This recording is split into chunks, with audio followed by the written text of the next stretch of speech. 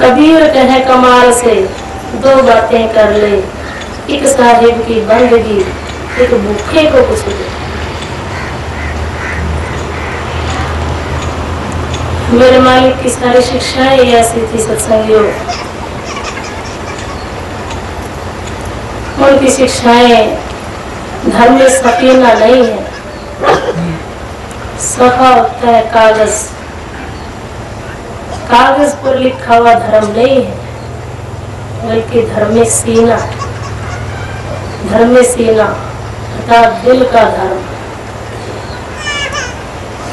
जो दिल से होकर गुजरता हुआ धर्म में हकीकी तक, हकीकी कहते हैं हकीकत को, उसमें जरूर को। मेरे खुदा की शिक्षाएं उनके नूरी रूप, नादी रूप और अनादि रूप तक ले जाने वाली शिक्षाएं।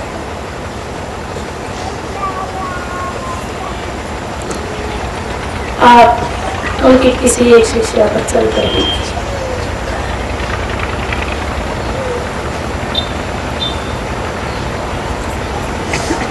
वो कहते थे कि शारीरिक नियमों की मजबूती भी जरूरी है, लेकिन उससे भी अधिक मन की मजबूती होनी चाहिए। मन से पालन होना चाहिए किसी भी चीज का, और जब तक मन की शुद्धि नहीं होगी, आत्मिक संकल्प नहीं होगा, तो शारीरिक शुद्धि का कोई अर्थ नहीं है और संभव भी नहीं है। चाहे आप कितने यम नियम और प्राणायाम करते रहे, मन की शुद्धि नहीं हो सकती।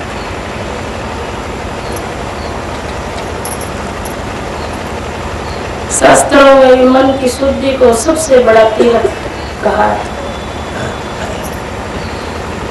ज्ञानम तीर्थ, धृति तीर्थ, तपः तीर्थम उदारतम, तीर्थानापि तत् तीर्थम विशुद्धि मनसः परा। ज्ञान तीर्थ है, धैर्य भी तीर्थ है, तप भी तीर्थ है, लेकिन ये सब तीर्थों के उदाहरण हैं। तीर्थों में सबसे बड़ा तीर्थ क्या है? विशुद्धि मनसः परा, मन की शुद्धि सबसे बड़ा तीर्थ। लेकिन मन की शुद्धि कब होगी? जब हमारे अंतर में प्रेम होगा। मैं आपकी बात को लेकर बोलती हूँ, मेरे पास कई बहनें इस बात को बहुत लेकर आती हैं, कई भाई भी कहते हैं कि हमारा सुमरन नहीं बढ़ता, ध्यान नहीं बढ़ता, भजन नहीं बढ़ता। मेरे भाइयों, मेरी बहनों, हम में से ऐसा कोई भी नहीं है जो सुमरन ना करता। हाँ, ये अलग बात है कि हम किस चीज का सुमरन करते।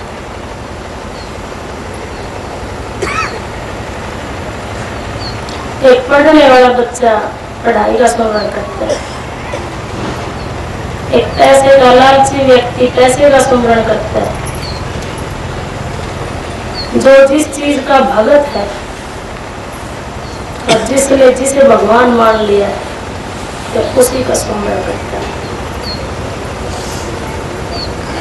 एक पुत्र भक्त अपने पुत्र का सुमरन करता रहता है, एक स्त्री भगत स्त्री का सुमरन करता रहता है, और एक गुरु भक्त अपने सतगुरु का सुमरन करता है। उसे उसके सिवा कुछ दिखाई नहीं देता।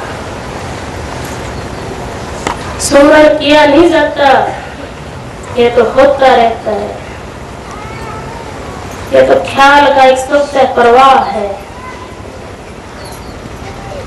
हमारा जिससे प्रेम है, जो हमारा स्वामी है, जिसके हम सेवक हैं, जिसने हमारे दिल पर कब्जा कर लिया है, तो सांसों में समा जाता है। और जो सांसों में समा जाता है फिर उसका सुमरण नहीं किया जाता, जपा जाप हो जाता है। सुमरण तो उसका किया जाता है जिसे भूला गया हो, और जो भूला ही नहीं तो फिर सुमरण किया जाता। लेकिन यह हालत कब होती है?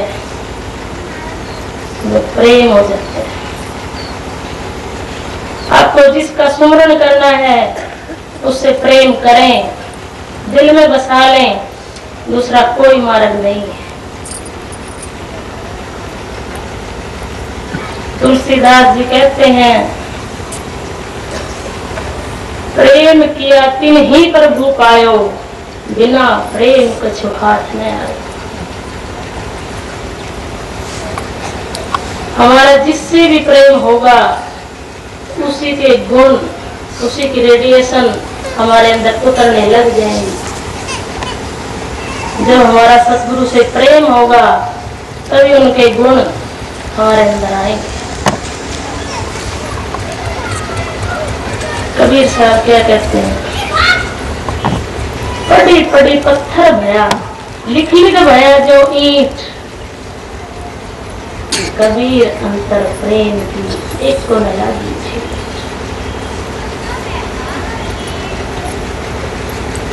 फिर क्या कहते हैं, मन पंछी तब लग उड़े, विषय वासना माही,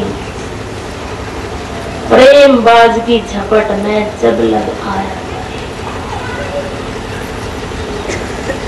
ये मन कब तक उड़ता है?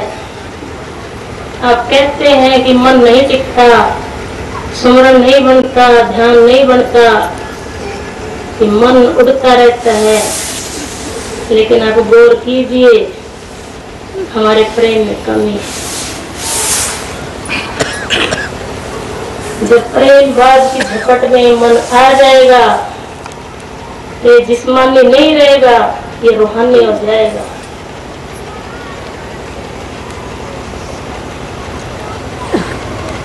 और फिर मन थके तन फिर गया सुरत थोड़ दी थोड़।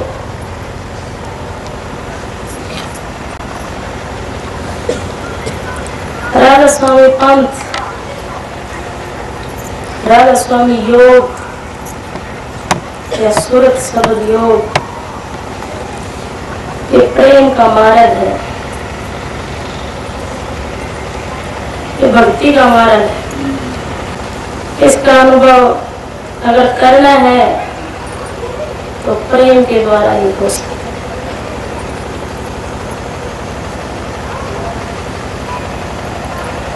प्रेम का मार्ग कैसा होता है,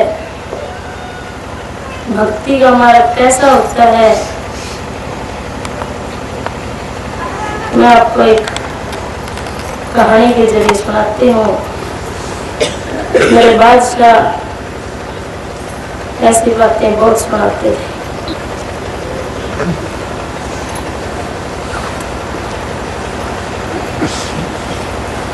एक बार नारद ऋषि संसार की सैर करते करते एक बनिए के घर पहुंचे।